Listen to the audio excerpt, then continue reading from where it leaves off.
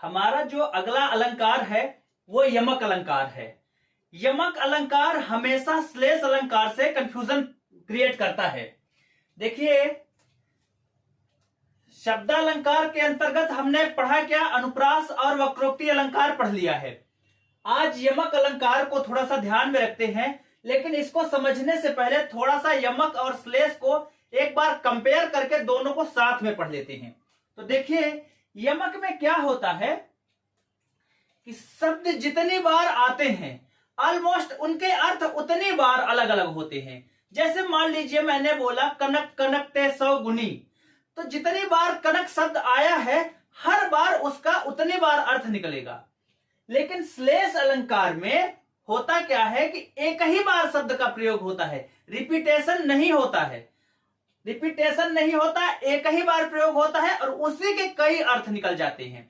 जैसे पानी गए न उबरे मोती मानुष चून, तो पानी के ही कई अर्थ निकल जाते हैं। अच्छा, श्लेष अलंकार और यमक अलंकार में डाउट हुआ क्यों है, देखिएगा उसके पीछे दो उदाहरण है जिसकी वजह से हमेशा यमक और श्लेष में कंफ्यूजन होता है। तो देखिए, यमक अलंकार और श्लेष अलंकार। यमक अलंकार का एक उदाहरण मैं लेता हूं, कनक कनकते 100 गुनी।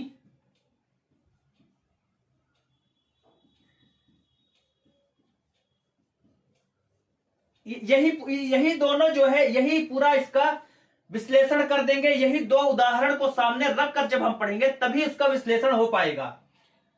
मादकता अधिकाय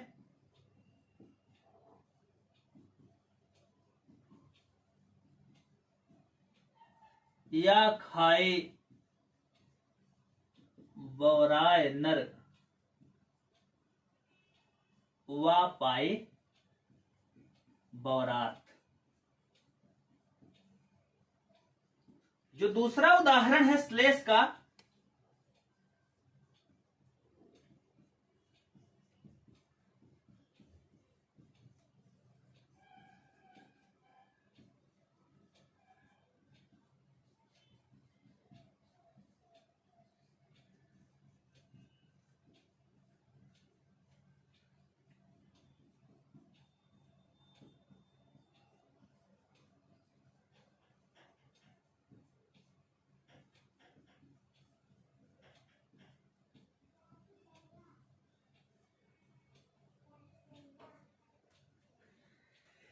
यमक अलंकार और श्लेष अलंकार दोनों को जब हम साथ में पढ़ते हैं तभी उसका अच्छे से निराकरण होता है।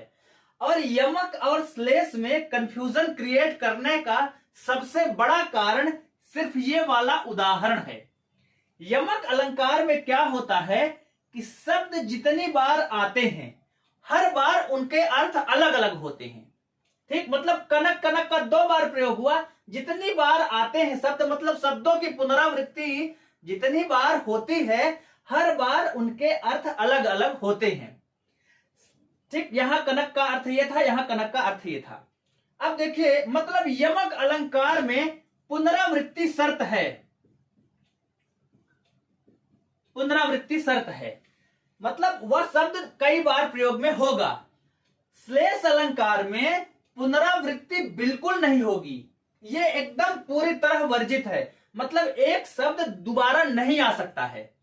एकमात्र इसके साथ श्लेष अलंकार का एकमात्र ये उदाहरण है जो कंफ्यूजन क्रिएट करने का कारण बनता है। और एक ऐसी दुर्भाग्य देखिए, इस श्लेष अलंकार के इस उदाहरण में इस 2 पंक्ति में कोई भी अलंकार नहीं है। हम हमेशा कंफ्यूज क्यों होते हैं कि सर देखिए ना, इसमें कनक कनक का प्रयोग 2 बार हुआ है, आप कह रहे हैं इसमें पुनरावृत्ति होती है। बिल्कुल सही बात है, पुनरावृत्ति हुई है। तो सर पुनरावृत्ति तो इसमें भी हुई है, देखिए ना ये भी कई बार प्रयुक्त हुआ है।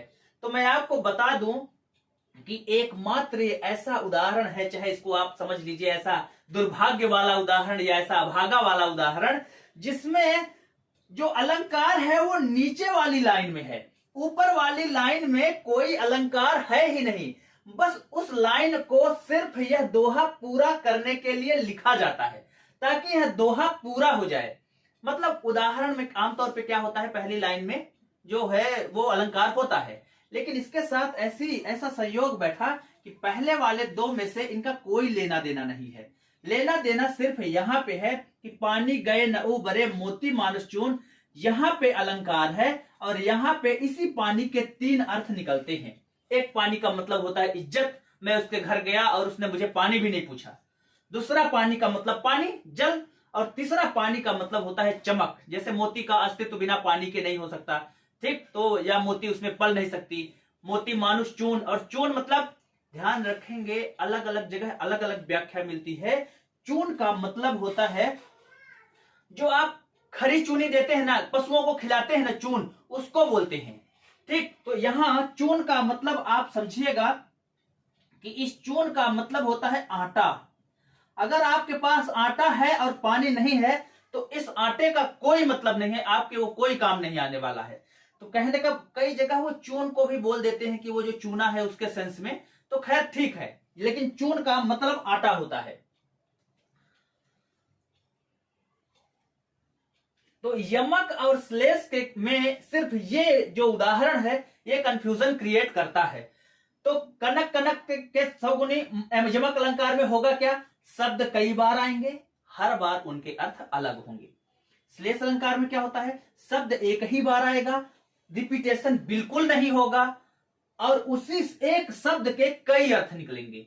लेकिन अपवाद स्वरूप, अपवाद नहीं है, हम समझ नहीं पाते हैं, इस दो लाइन में ये पानी पानी आया तो है बार बार, आप कह सकते हैं सर यमक अलंकार होना चाहिए, रिपीटेशन है, लेकिन रिपीटेशन नहीं है, क्योंकि ये वाली सिर्फ इस लाइन को पूरा करने के लिए आया है, बस इसमें अलंकार है ही नहीं, अलंकार सिर्फ इतने हिस्से में है, ठीक। अब जितने भी उदाहरण हैं, जितने भी करीब 30-40 किताबों से, पूरी किताब से हमने छांट के जितने भी उदाहरण है सबको आपके सामने मैं ले आ रहा हूं।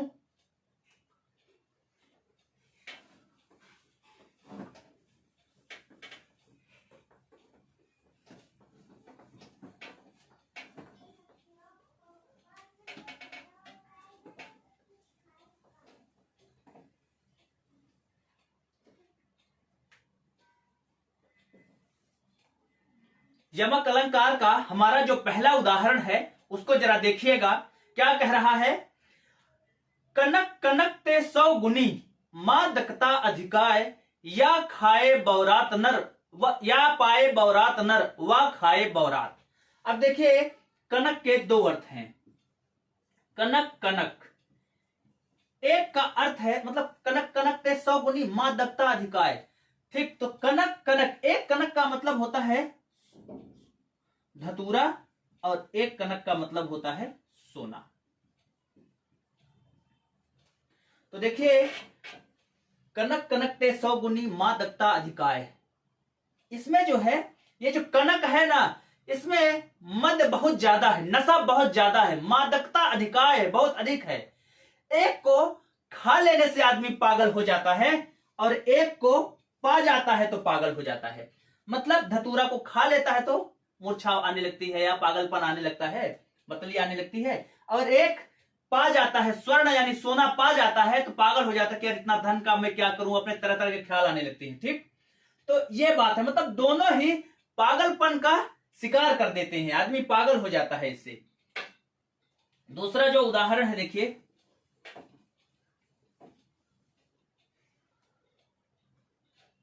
जब दूसरा जो उदाहरण है देखिए क्या कह रहे हैं, जो भूषण है हमारे वीर रस के सर्वश्रेष्ठ कवि हैं, तो देखिए उनकी बात कितनी अच्छी है। वो कहते हैं कि जब शिवाजी हमला करते हैं ना, अपने दूसरे किसी शत्रु राजाओं पर जब हमला करते हैं तो उनके रानियों की क्या दशा होती है, कि शिवाजी हमले पर जो परास्त होने के बाद राजा के शत्रु के राजा जो परास्त हो जाता है, मतलब क्या कह रहे हैं भूषण कि जब शिवाजी हमला करते हैं किस पर, अपने शत्रुओं पर, तो शत्रु की जो रानियां हैं उनकी क्या दशा होती है उसका कितना सुंदर वर्णन किया गया है। देखिए कहते हैं जो 3 बेर खाती थी वो 3 बेर खाती हैं, मतलब एक बेर का मतलब है टाइम्स और एक बेर का मतलब है वो फल या फ्रूट्स। मतलब एक बार जो 3 बेर खाना खाती थी, जो 3 बार खाना खाती थी, जो 3 टाइम्स खाना खाती थी, अब वो केवल 3 बेर, मतलब 3 फ्रूट्स, वो जो छोटे छोटे फ्रूट्स आते हैं बेर के, तो 3 बेर खा के गुजारा कर रही हैं। मतलब जो जो रानियां, जो शत्रु रानियां हैं, वो जो 3 बार खाना खाया करती थी, अब वो केवल 3 बेर खाती हैं, केवल 3 बेर खा के ही गुजारा करती हैं। अगली लाइन में देखिए क्या बोलते हैं, जो नगन जड़ाती थी ते नगन जड़ाती हैं। तीसरा उदाहरण देखिए, जो नगन जड़ाती थी ते नगन जड़ाती हैं। नगन का मतलब, एक नगन का मतलब होता है नगों से, और दूसरा नगन का मतलब होता है नग्न। मतलब जो कभी नगों से जड़ी रहा करती थी, अब उनके पास तन ढकने के लिए कपड़ा नहीं है, और उस बिना कपड़ों के वो जड़ा रही है। देखिए, जो नगन जड़ाती थी, यहां देखिए कितना अच्छा वर्णन है, जड़ाती थी, एक जड़ाती का मतलब जड़ाऊ काम, और एक जड़ाती का मतलब ठंड। मतलब जाड़े की ऋतु नहीं होता है, तो जाड़े की ऋतु मतलब ठंडी की ऋतु, है ना। तो जो नगन जड़ाती थी, जो नगों से जड़ी रहती थी, अब वो उनकी दशा ऐसी है कि वो नग्न, मतलब उनके पास कपड़ा नहीं है, बिना कपड़ों के वो ठंड से कांप रही है, ठिठुर रही हैं। तो इस नगन में 2 बार आया, देखिए, नगन जड़ाती थी ते नगन जड़ाती हैं। नगन शब्द 2 बार आया, 2 बार आया, हर बार उसका अर्थ अलग अलग हुआ, अलग अलग अर्थ हुआ तो यमक अलंकार हो गया। यमक अलंकार की परिभाषा ही है ना, वह शब्द पुनि पुनि परय, अर्थ और ही और, सो यम का अलंकार है, कहे कवि सिरमौर। मतलब देखिए, वह शब्द पुनि पुनि परय, वही शब्द पुनि पुनि परय, बार बार पढ़े, अर्थ और ही और, हर बार उसका अर्थ और ही और अलग अलग ही हो जाए, सो यम का अलंकार है, वही यमक अलंकार है, कहे कवि सिरमौर। ये जितने भी सिरमौर कवि, उच्च श्रेणी के कवि हैं, वो ये बात कहते हैं। ठीक, तो हमारा ये तीसरा उदाहरण हो गया। आगे और देखिए, फिर से जो भूषण है वो क्या बोलते हैं, महिलाओं की दशा का वर्णन कर रहे हैं, और क्या कहते हैं भूषण, जो ऊंचे घोर मंदिर के अंदर रहने वाली है, ऊंचे घोर मंदिर के अंदर रहाती है। देखिएगा, एक मंदिर का मतलब होता है एक महल, और एक मंदिर का मतलब होता है गुफा। एक घोर का मतलब होता है विशाल, और एक घोर का मतलब होता है घनघोर, अंधेरा बिल्कुल। ऊंचे घोर मंदिर में, ऊंचे घोर मंदिर में क्या क्या देखिए, दशा का वर्णन क्या कह क्या रहे हैं, ऊंचे घोर मंदिर के अंदर रहने वाली हैं। वे जो ऊंचे घोर महलों, विशाल महलों में रहने वाली हैं, वो अब छिप के, शिवाजी से छिप के कहां रह रही हैं, गुफाओं में, जंगलों में भाग गई हैं। ठीक, अब वो गुफाओं में छिपती घूम रही हैं, ऊंचे घोर मंदिर में, ऊंचे घोर मंदिर के अंदर रहाती हैं। तो ये लाइन कितने इंपॉर्टेंट है, इसमें भी बार बार। फिर से देखिए हमारा अगला उदाहरण, श्लेष यमक अलंकार के कम से कम 10 से 12 उदाहरण तो हम समझेंगे। हमने सारी किताबों के उदाहरण आपको पूरी व्याख्या के साथ समझाने वाले हैं इसको। देखिए, माला फेरत जुग गया, फिरा न मन का फेर, कर का मन का डाली दे, मन का मन का फेर।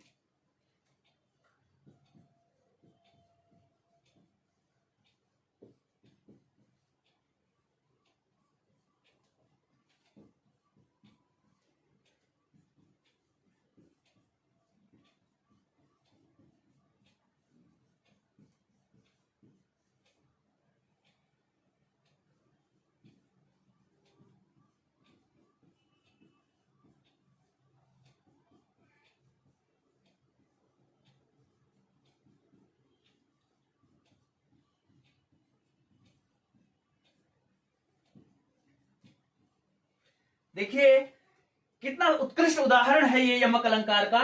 माला फेरत जुग गया, फिरा न मन का फेर, कर का मन का डाल दे, मन का मन का फेर। एक समझिए जरा, मान लीजिए सर अर्थ समझ में नहीं आ रहा है हमको, तो हम कैसे पकड़ेंगे कि ये यमक अलंकार है। तो देखिए, पहले मेरी बात समझिए, क्या आपको ऐसा समझ में आ रहा है कि कुछ शब्दों की इसमें पुनरावृत्ति है? तो हाँ, समझ में आ रहा है कि सर यहाँ फेर भी है, यहाँ फेर भी है, ये मन का कई बार आ रहा है। ठीक, ये मन का कई बार आ रहा है, तो यहां श्लेष अलंकार तो नहीं होगा। याद रखिए, जब जब यमक अलंकार देगा तो ऑप्शन में श्लेष अलंकार अवश्य देगा। तो देख रहे हैं कई बार ये शब्दों का रिपीटेशन हो रहा है और उनके अर्थ अलग अलग कैसे बन रहे हैं। एक इसको पृष्ठभूमि समझ लेते हैं हम अपने परिदृश्य में, कि मान लीजिए आप बार बार, कोई आपकी बूढ़ी दादी हैं, आप उनसे जिद कर रहे हैं कि हमको चॉकलेट खाने के लिए 20 रुपए दे दो, 10 रुपए दे दो, और वो दे नहीं रही है, वो माला घुमा रही है। ठीक, उनके भी खाने का मन है, फिर भी वो नहीं खा रही है। ठीक, तो या समझना कैसे है, देखिए, वो लड़का कहता है उनसे, माला फेरत जुग गया। ठीक, कवि कह रहा है कि अम्मा माला फेरत तुमको जुग बीत गया। ठीक, माला फेरत जुग गया, फिरा न मन का फेर, लेकिन तुम्हारे मन का फेर ना नहीं, तुम उसी चक्कर में हो। फेर के दो मतलब होते हैं, देखिए, फेर का मतलब एक फिराना, घुमाना, माला घुमा रहा है आदमी ना, तो एक फेर ये माला फेर रहा है, और दूसरा तुम किस फेर में हो, तो एक फेर का मतलब चक्कर, किस चक्कर में हो, है ना। तो देखिए, माला फेरत जुग गया, माला घुमाते हुए जुग बीत गया, लेकिन फिरान मन का फेर, मन का जो तुम्हारे फेर है, हृदय का, मन का जो फेर है वो नहीं बदला, कि वो मांग रहा था गुल्फी खाने के लिए, टाफी खाने के लिए, चॉकलेट खाने के लिए, तुमने उसको नहीं दिया। ठीक, मन का फेर तुम्हारे नहीं फिरा। कर का मन का डाल दे, कर का मतलब हाथ का, मन का मतलब मोती, हाथ का है बुढ़िया, हाथ के मनके को छोड़ दे जो घुमा रही है। कर का, हाथ का, मन का डाल दे, छोड़ दो। मन का, अपने हृदय का, मन का मतलब मोती, अपने मन के मोती को घुमाओ, मन को ठीक करो। ठीक, तो मन का फेर, मन का, अपने हृदय का, मन का मोती, उसको घुमाओ। ठीक, तो ये मतलब मिला इन सबका। तो मन का एक मतलब मन का, हृदय का, और दूसरा मन का मतलब मोती का।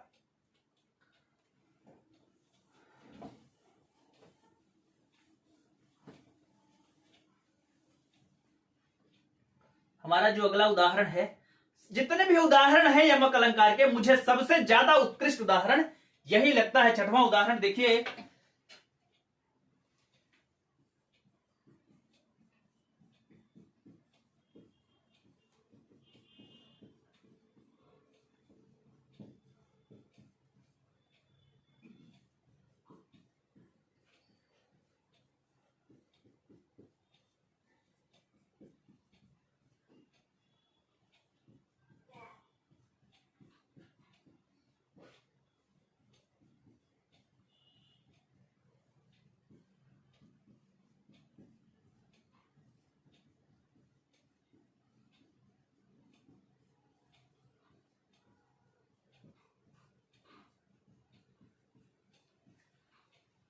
सारंग लय सारंग चली, सारंग पूगो आय, सारंग लय सारंग धरियो, सारंग निकस्यो आय। मैं जब आपको पर्यायवाची पढ़ा रहा था तो वहां यह बात बताया था कि सारंग के 82 पर्यायवाची हैं। अब देखिए, हर बार सारंग शब्द का प्रयोग हुआ है, अब इस सारंग के अलग अलग अर्थ निकलेंगे। देखिए, क्या होता है कि एक स्त्री है, वो जाती है तालाब में पानी भरने के लिए। ठीक, पानी भरने के लिए घड़ा लेकर, कपड़ा लेकर जाती है, पानी भरने के लिए बादल पानी बरसने लगता है और वो वापस आ जाती है पानी भर के। तो देखिए क्या कहा गया है, सारंग लय सारंग चली। सारंग लय, सारंग मतलब घड़ा, लय, सारंग मतलब स्त्री, सारंग लय सारंग चली, सारंग पुगो आए। एक सारंग का मतलब बादल या बारिश, बादल या बारिश, इसने इसी समय बादल घुमड़ाने लगे। सारंग लय, सारंग लय, यहां सारंग का मतलब घड़ा, सारंग लय सारंग धरियो, एक सारंग का मतलब वस्त्र, उसने सारंग को उठाया और वस्त्र को अपने रखा, और सारंग का मतलब एक है तालाब। मतलब ये वाले में सारंग और ये वाले सारंग का मतलब घड़ा ही है। बाकी जितने भी सारंग हैं उनके अलग अलग अर्थ है। सारंग लय सारंग चली, घड़ा लेकर एक सुंदर स्त्री चली, सारंग पूगो आए, इतने में बादल जो है घुमड़ाने लगी। सारंग लय, घड़ा को उसने लिया, सारंग धरियो, उसने वस्त्र रखे, और सारंग निकसियो, और तालाब से बाहर निकल आई। ठीक, तो यहां अब अर्थ नहीं भी पता चलेगा तो भी समझ में आ जाएगा कि सर ने बताया है कि यमक अलंकार में रिपीटेशन होता है, तो श्लेष अलंकार का तो कोई प्रश्न होगा ही नहीं।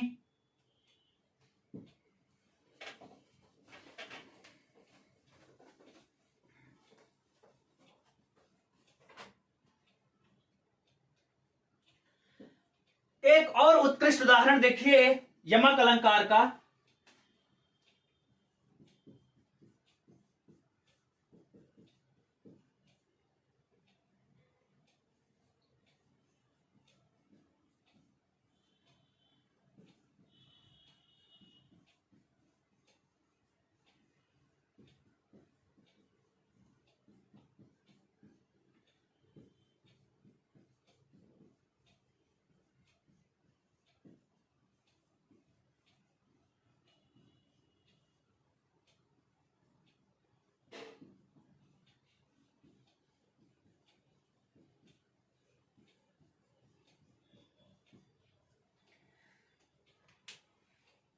तो परवारो उर्वशी सुन राधिके सुजान, तू मोहन के उर्वशी हवे उर्वशी समान।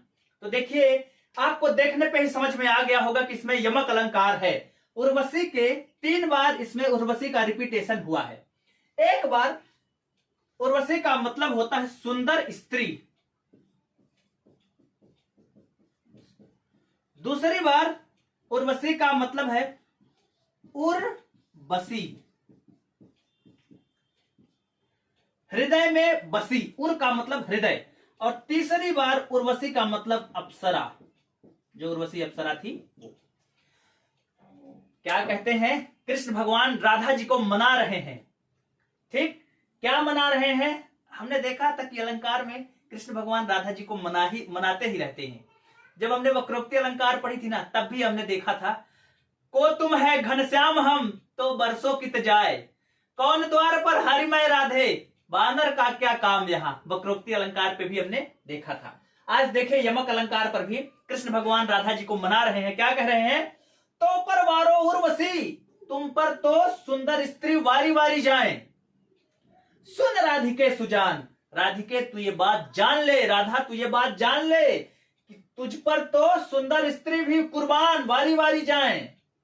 तो पर वारो उर्वशी सुन राधिके सुजान, राधिके तू ये बात अच्छे से जान ले, तू मोहन के उर्वशी, तू मोहन के उर में बसी है, हृदय में बसी है। उर का मतलब हृदय, जैसे सांप की पर्यायवाची सांप की पर्यायवाची है उरग, उर से गमन करने वाला, मतलब छाती के बल लुटने वाला। तो तू मोहन के उर में बसी है, हवे उर्वशी समान, तू तो उस उर्वशी अप्सरा के समान है।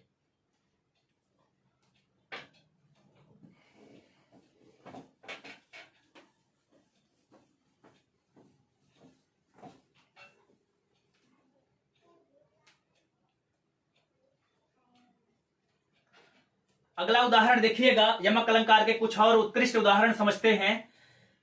तेरी बरछी ने बर छीने हैं खलन के, तेरी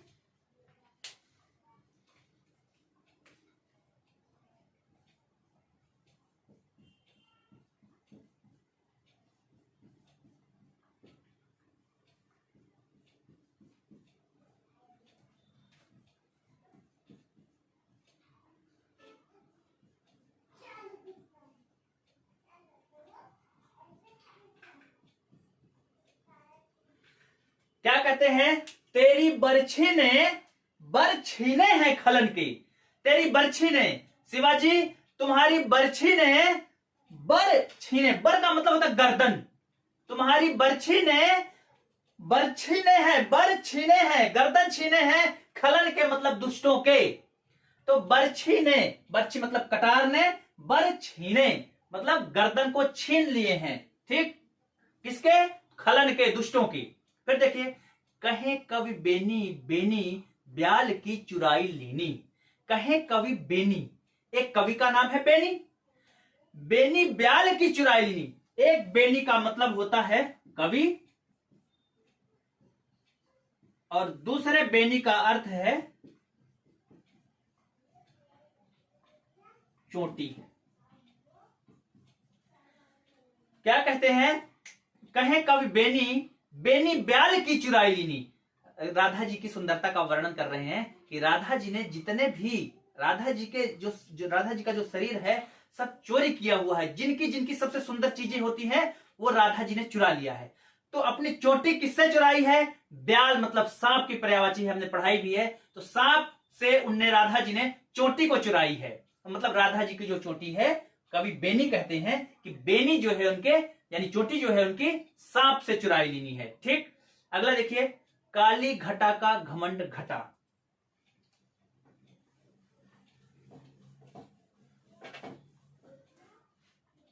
अगला जो है काली घटा का घमंड घटा। एक घटा का मतलब होता है बादल और दूसरी घटा का मतलब होता है कम होना, मतलब लेस। ठीक ना, काली घटा का घमंड लेस घटा। ठीक, तो एक घटा का मतलब बादल और दूसरी घटा का मतलब कम होना। ठीक, एक बहुत बढ़िया उदाहरण है, हरिणी के नैनान ते। हरिणी के ये नैन, तो देखिए हरिणी के हरिणी के हरिणी के हरिणी के मतलब हिरण के, अब हरिणी के मतलब हरि के सुंदर।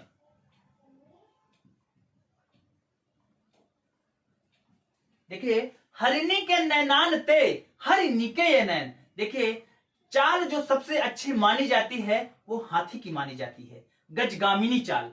आंख जो सबसे सुंदर मानी जाती है वो हिरण की मानी जाती है।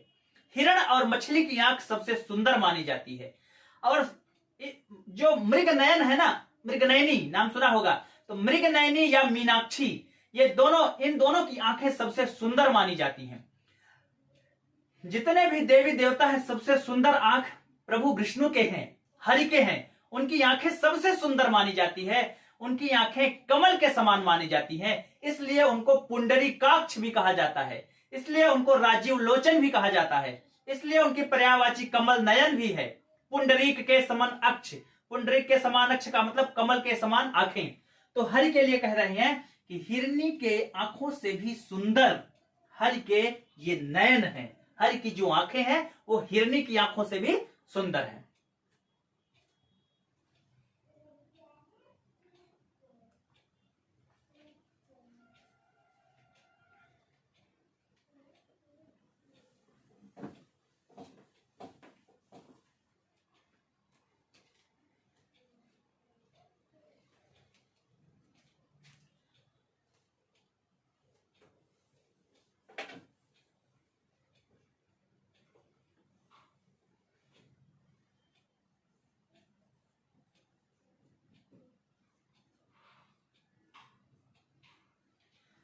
अगला जो अलंकार है श्लेष अलंकार है। देखिए श्लेष का शाब्दिक अर्थ है छुपा हुआ या चिपका हुआ। मतलब इसमें क्या होगा, एक शब्द होगा और उसके अर्थ कई होंगे। ठीक,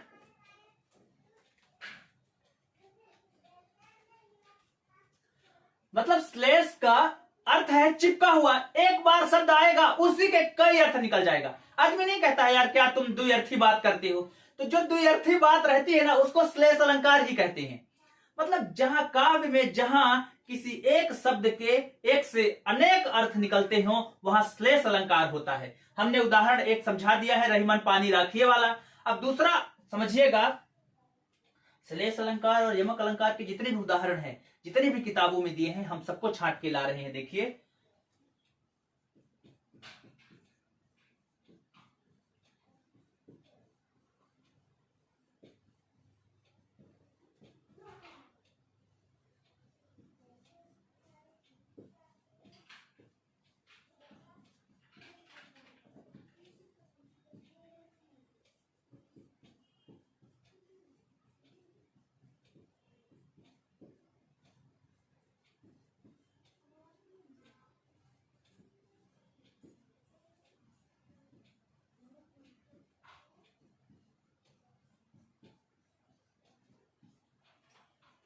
रहीम दास जी कहते हैं, देखिए श्लेष अलंकार का कितना अच्छा उदाहरण है। जो रहीम गति दीप की, रहीम दास जी कहते हैं कि जो गति दीपक की होती है ना, वही गति कुल के कपूत की होती है। कैसे? बारे उजियारे करे, ये बारे का दो अर्थ होता है, एक होता है जलाने पर और एक बारे का मतलब होता है पैदा। ठीक, दो अर्थ निकलते हैं। और बढ़े का दो अर्थ होता है, एक बड़ा होने पर और दूसरा बुझने पर। ठीक, रहीम दास जी कहते हैं कि जिस तरह गति की दीपक होती है, उसी तरह कुल के कपूत की गति होती है। कैसे? दोनों बारे उजियारे करे, दोनों जब पैदा होते हैं या जलाए जाते हैं तब उजाला करते हैं कि भाई घर में लड़का हुआ, आनंद प्रसन्न का माहौल है। उनको थोड़ी पता है, वो तो यही जानते हैं कि ये आगे बड़ा होकर राम की तरह होगा। ठीक, जब पैदा होता तब थोड़ी पता चलता है। तो बारे का मतलब एक दीपक को जलाने पर उजाला होता है और एक जो है पैदा होने पर घर में उजाला होता है। लेकिन जैसे जैसे दोनों आगे बढ़ते हैं तो एक बढ़े का मतलब आदमी बोलता है यार दीपक बढ़ा दो, रात काफी हो गई है, दीपक बढ़ा दो। बढ़ा दो का मतलब बुझा दो। ठीक, अगर दीपक को बढ़ा दिया जाए तो अंधेरा हो जाता है, और जब कपूत जो है बड़ा हो जाता है तब घर में अंधेरा हो जाता है। भाई घर में वो क्राइम करेगा, घर में बुलडोजर चलेगा, फिर ठीक बढ़े अंधेरो होए। तो बारे के दो अर्थ और बढ़े के दो अर्थ, एक ही शब्द के जब कई अर्थ निकलते हैं तब वहां श्लेष अलंकार होता है, यानी एक अर्थ के साथ दूसरा अर्थ चिपका हुआ हो।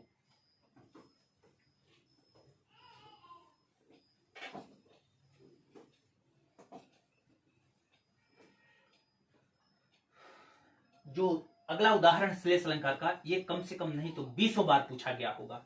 देखिए,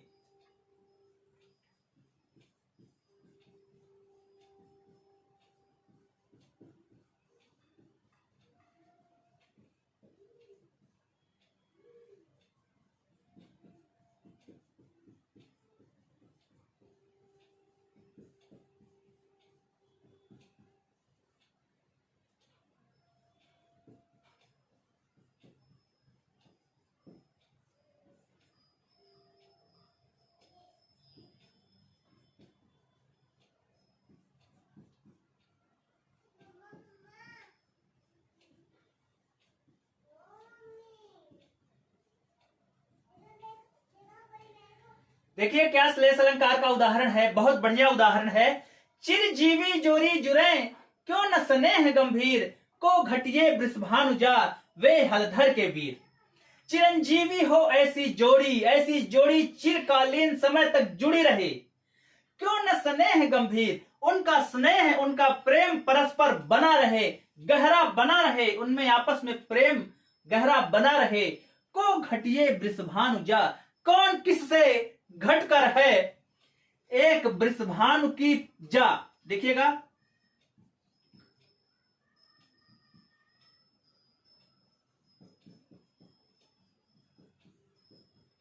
एक वृषभानु की पुत्री है, अर्थात राधा जी है, राधा जी के पिता का नाम वृषभानु है।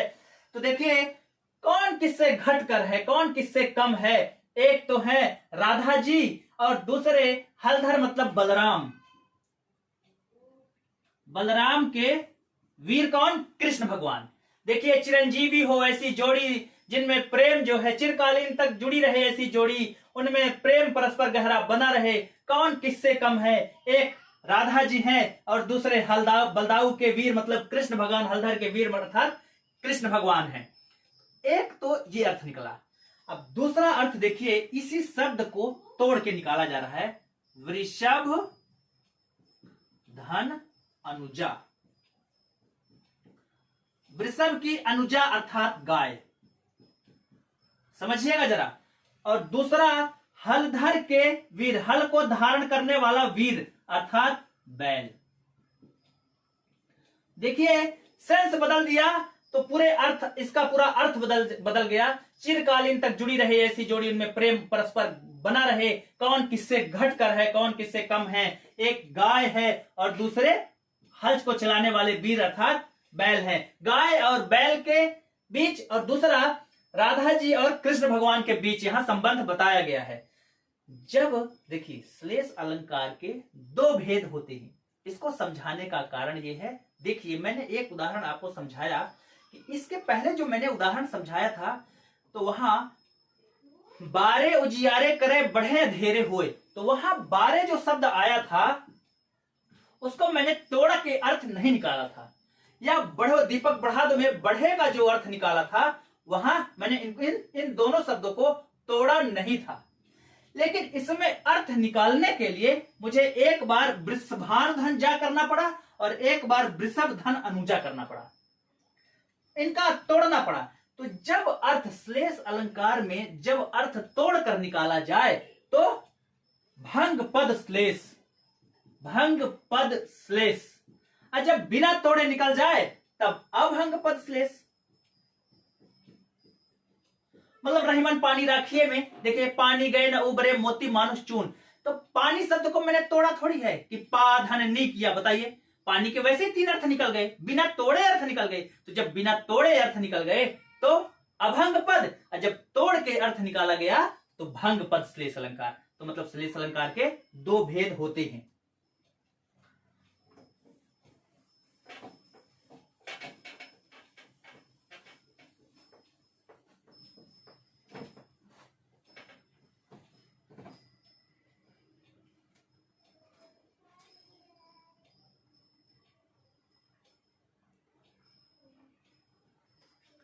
एक अगला उदाहरण देखिए श्लेष अलंकार का, कई बार यह प्रश्न में पूछा गया है। मेरी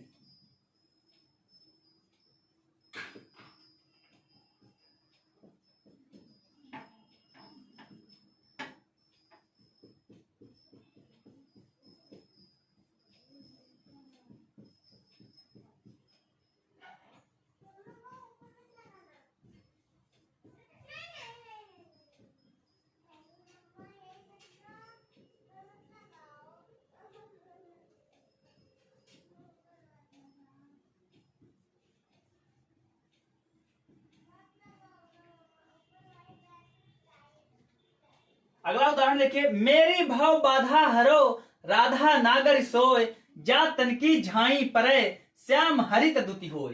देखिए मेरी भाव बाधा हरो राधा नागर सोय, हे चतुर राधा मेरी भाव सागर रूपी बाधा से मुझे मुक्त करा दो।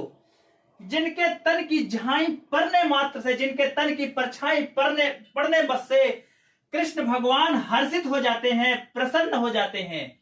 श्याम प्रसन्न हो जाते हैं, जिनके तन की परछाई बस पड़ने से श्याम हर्षित हो जाते हैं। इसका एक अर्थ श्याम का कृष्ण भगवान निकलता है, कृष्ण भगवान निकलता है। और इसी श्याम का दूसरा अर्थ निकलता है काला रंग या श्याम वर्ण।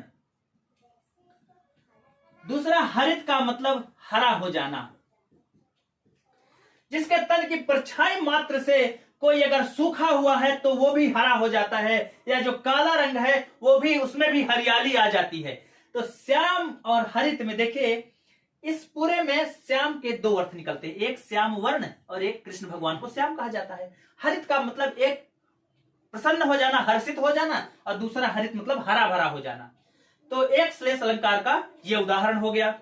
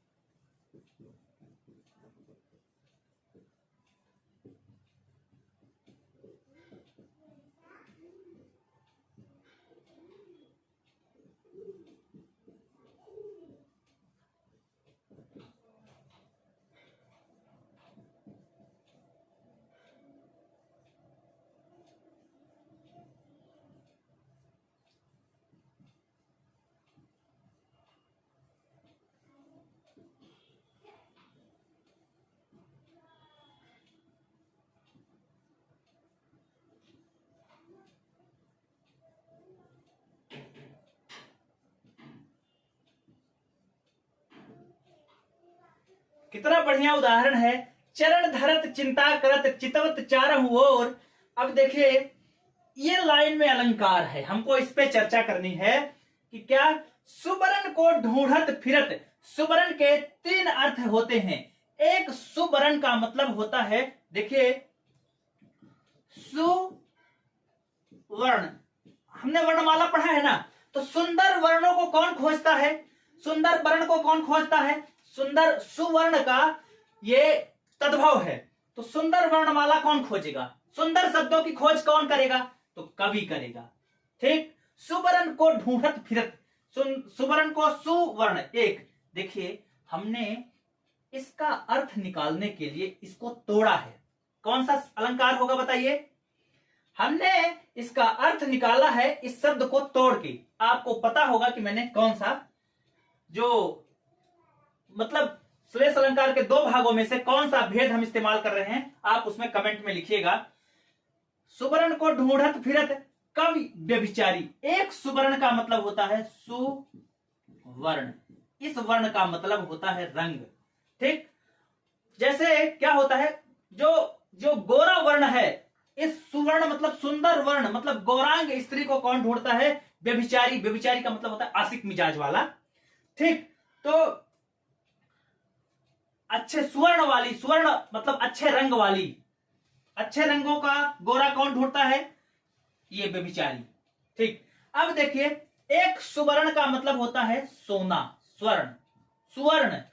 ठीक, का एक अर्थ होता है सोना, तो सोना को कौन ढूंढता है? चोर। ठीक, तो इसके कई अर्थ निकलने के कारण यहां श्लेष अलंकार है। सुवर्ण को हमने तोड़ के निकाला है, इसके अर्थ को हमने तोड़ के निकाला है, इसलिए इसमें भंग पद श्लेष अलंकार है। ठीक, एक और उदाहरण देख लेते हैं।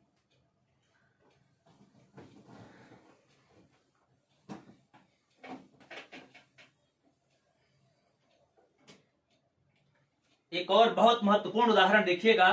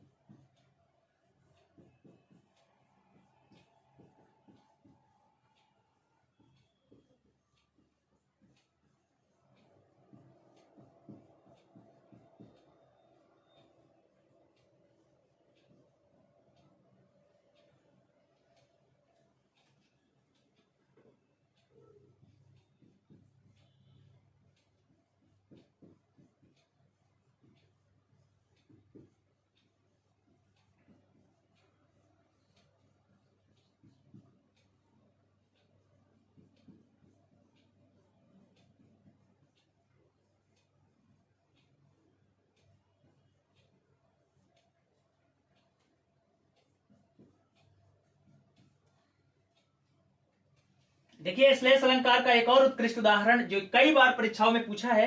या अनुरागी चित्त की गति समझे नहीं कोई। अनुरागी यानी प्रेमी की गति कोई नहीं समझता है। जो भगवान के भक्ति में लीन है उसकी गति को कोई समझ नहीं सकता है। जो जो बूढ़े श्याम रंग, श्याम फिर शब्द आया, श्याम के फिर 2 अर्थ होंगे। एक श्याम, जो जो बूढ़े श्याम रंग कृष्ण भक्ति की। जैसे जैसे कृष्ण के भक्ति में मैं डूब रहा हूं वैसे ही वैसे मेरा भविष्य जो है उजला हो रहा है, उज्जवल हो रहा है, प्रकाशवान हो रहा है। जैसे जैसे मैं श्याम की भक्ति में डूब रहा हूं मेरा भविष्य वैसे वैसे उज्जवल हो रहा है। उज्जवल हो रहा है मतलब अच्छा हो रहा है।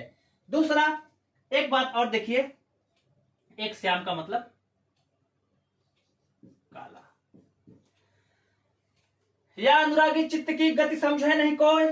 जैसे जैसे जब मैं भगवान के भक्त में इतना डूब जाता हूं तब मैं काले कलंक में जैसे जैसे मुझे कोई डुबोता भी है कि उसमें भी मुझे कोई असर नहीं होता और मैं उतना ही उजला यानी सफेद होता जाता हूं। एक उजला मतलब सफेद, व्हाइट। प्रभु की भक्ति में मैं जितना लीन हो रहा हूं, मुझे कितना भी कलंक आ रहा है, पाप आ रहा है, लेकिन मुझे उस पर असर नहीं हो रहा है। मैं उतना ही धुल रहा हूं, उतना ही सफेद हो रहा हूं। तो श्लेष अलंकार के ये कुछ उदाहरण थे।